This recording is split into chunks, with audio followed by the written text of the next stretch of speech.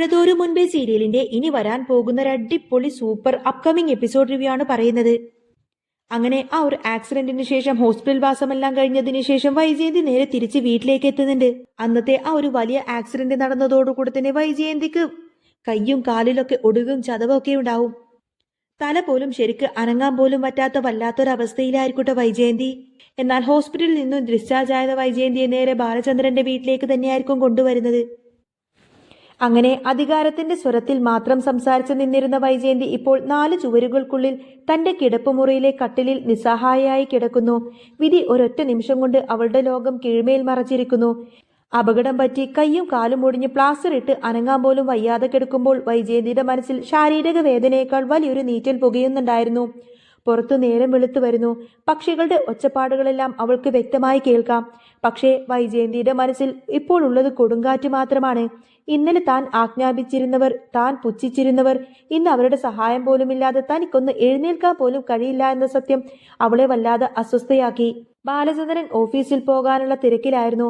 ഷർട്ടിന്റെ ബട്ടണുകൾ ഇടുമ്പോഴും അയാളുടെ കണ്ണുകളിൽ വൈജയന്തിയോടുള്ള ഒരു തരം സഹതാപത്തിനേക്കാൾ ഉപരി ഇനിയെങ്കിലും നീ പഠിക്കുമോ എന്നൊരു ഭാവമായിരുന്നു. ബാലചന്ദ്ര, വൈജയന്തിയുടെ സ്വരം നേർത്തതായിരുന്നു.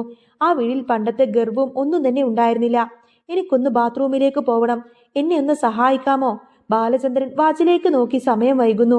എനിക്കൊട്ടും സമയമില്ല വൈജയ്, സോറി. എനിക്ക് ഷോറൂമിലേക്ക് നേരത്തെ തന്നെ എത്തേണ്ട ദിവസമാണ് ഇന്ന് എനിക്ക് നല്ല തിരക്കുണ്ട് എന്നൊക്കെ പറയുന്നുണ്ട് ബാലചന്ദ്രൻ. ബാലചന്ദ്രന്റെ വാക്ക് കേട്ട് വൈജയന്തിയുടെ മുഖം അങ്ങ് വാടി. സ്വന്തം ഭർത്താവ് പോലും തന്നെ കൈവിടുകയാണല്ലോ.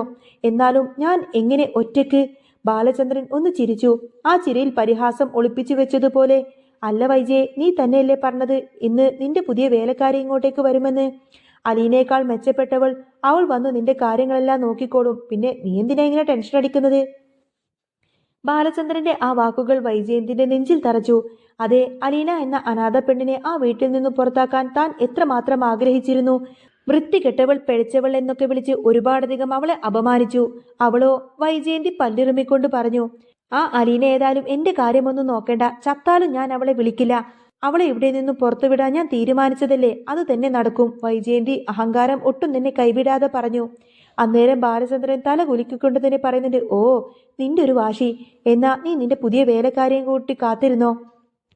ഞാൻ ഏതായാലും പോവാ, എനിക്ക് തിരക്കുണ്ട് എന്നൊക്കെ പറഞ്ഞ് ബാലചന്ദ്രൻ അവിടെ നിന്നും ഇറങ്ങി. സമയം ഉച്ചയായിട്ടും പുതിയ വേലക്കാരിയൊന്നും അങ്ങോട്ടേക്ക് കാണാനില്ല. വിശപ്പും ദാഹവും കൊണ്ട് തന്നെ വൈജയന്തി ആകെ തളർന്നിരുന്നു. ജോലിക്ക് വരാമെന്നൊക്കെ പറഞ്ഞ് അഡ്വാൻസ് വാങ്ങിച്ചു പോയ ആ സ്ത്രീ ഫോണ് സ്വിച്ച് ഓഫ് ആക്കി വെച്ചിരിക്കുകയാണ്. ഈ നശിച്ചപ്പോൾ ഇതെവിടെ പോയി എന്നൊക്കെ ചിന്തിച്ചുകൊണ്ട് തന്നെ വൈജയന്തി ആകെ ദേഷ്യപ്പെട്ടിരിക്കുമ്പോഴാണ് വാതിൽക്കൽ ഒരു നിഴൽ കണ്ടത്. കയ്യിൽ ഒരു ബാഗുമായി അലീന അവിടെ വന്ന് നിൽക്കുന്നു. അവളുടെ കണ്ണിൽ പഴയ നിസ്സംഗത മാത്രം. മാഡം, ഞാൻ പോവാനിറങ്ങുക. ഇനി മാഡത്തിന് എന്റെ ശല്യം ഒരിക്കലും ഉണ്ടാവില്ലല്ലോ. അലീന അങ്ങനെ പറയുമ്പോൾ വൈജയന്തിയുടെ ഉള്ളൊന്ന് കാളി. ആ സമയം തിരിച്ചു വന്ന ബാലചന്ദ്രൻ അലീനയോട്, നീ റെഡിയായോ? നമുക്ക് ഉടനെ തന്നെ പോവാമെന്നും പറയും. വൈജയന്തിയെ ഒന്ന് പേടിപ്പിക്കാൻ വേണ്ടി തന്നെയായിരുന്നു അവരുടെ ആ ഒരു അഭിനയം. മുത്തശ്ശി കൂടി അങ്ങോട്ടേക്ക് വന്ന് പറയുന്നുണ്ട്, അലീന കൂടെ ഇവിടെ നിന്ന് പോയി കഴിഞ്ഞാൽ പിന്നെ വൈജയന്തിയെ ആര് നോക്കും? അലീന ഇവിടെ നിന്ന് പോയി കഴിഞ്ഞാൽ പിന്നെ തന്റെ അവസ്ഥ എന്തായിരിക്കും?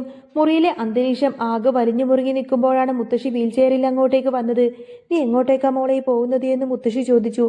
ഇനി എനിക്കിവിടെ സ്ഥാനമില്ലല്ലോ മുത്തശ്ശി എന്ന് അവൾ പറഞ്ഞപ്പോൾ വൈജയന്തിയെ നോക്കിക്കൊണ്ട് തന്നെ മുത്തശ്ശി കടുപ്പത്തിൽ സംസാരിച്ചു.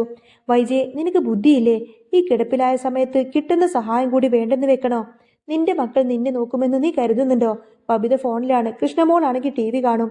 നിനക്ക് വിശക്കുമ്പോൾ ഭക്ഷണം എടുത്തു തരാനോ ബാത്റൂമിൽ പോകണമെന്ന് വരുമ്പോൾ നിന്നെ സഹായിക്കാനോ ഒന്നും അവർ വരില്ല എന്ന കാര്യം നീ ഓർത്തോ?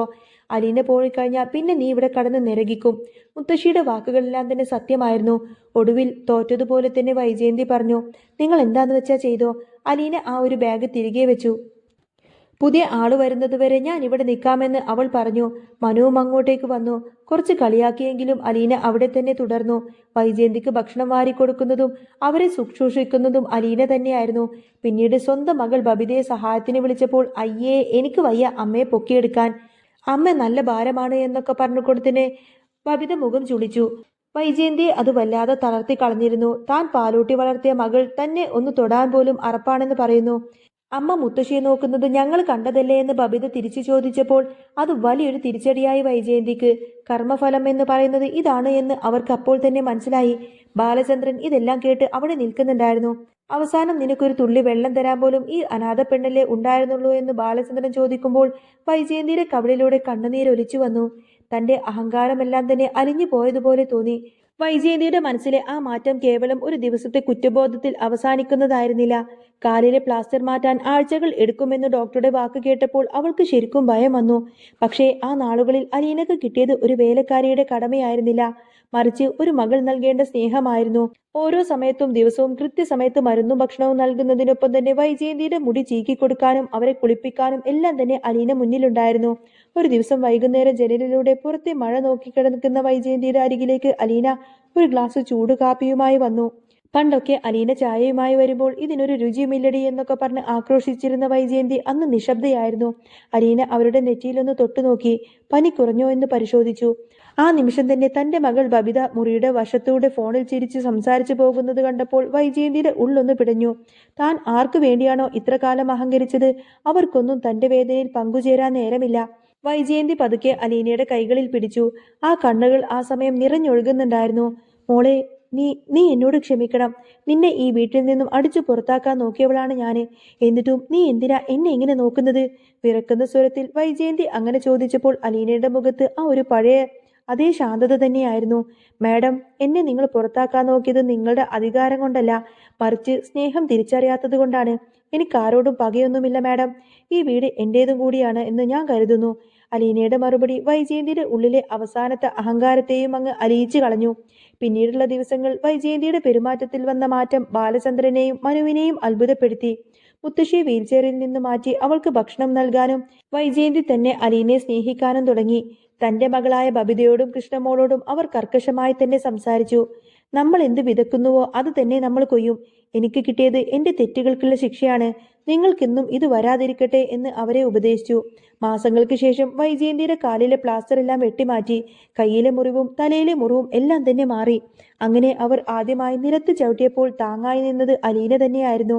വീടിന്റെ ഉമ്മറത്ത് എല്ലാവരും ഒത്തുചേർന്ന് നിന്ന ആ വൈകുന്നേരം വൈജയന്തി അലീനെ അരികിലേക്ക് വിളിച്ച് തന്റെ കയ്യിലുണ്ടായിരുന്ന സ്വർണ്ണവള ഊരി അവളുടെ കയ്യിലേക്ക് ഇട്ടുകൊടുത്തു. ഇതൊരു വേലക്കാരിക്കുള്ള സമ്മാനമല്ല, എന്റെ മകൾക്കുള്ള അവകാശമാണ് എന്ന് പറയുമ്പോൾ ബാലചന്ദ്രന്റെ കണ്ണുകൾ സന്തോഷം കൊണ്ട് നിറഞ്ഞു. അലീന എന്ന പെൺകുട്ടി തന്റെ നന്മ കൊണ്ട് തന്നെ ആ കുടുംബത്തിലെ കരിനിഴലുകൾ നീക്കി ഒരു പുതിയ പുലരി കൊണ്ടുവരികയായിരുന്നു. പിന്നീട് അങ്ങനെ വരാനിരിക്കുന്ന എപ്പിസോഡുകളിൽ വൈജയന്തിയുടെയും അലീനയും ഒരുമിച്ച് നിന്ന് ശത്രുക്കളെ നേരിടുന്ന കാഴ്ചയാട്ടോ ഇനി കാണാൻ പോകുന്നത്. അപ്പോൾ നിങ്ങൾക്ക് ഈ ഒരു ചാനൽ ഇഷ്ടമാവുകയാണെങ്കിൽ സബ്സ്ക്രൈബ് ചെയ്യാനും സപ്പോർട്ട് ചെയ്യാനും മറക്കല്ലേട്ടോ. ഇനി വരാൻ പോകുന്നത് നല്ല സൂപ്പർ ത്രില്ലിംഗ് എപ്പിസോഡുകളൊക്കെ തന്നെയാണ്.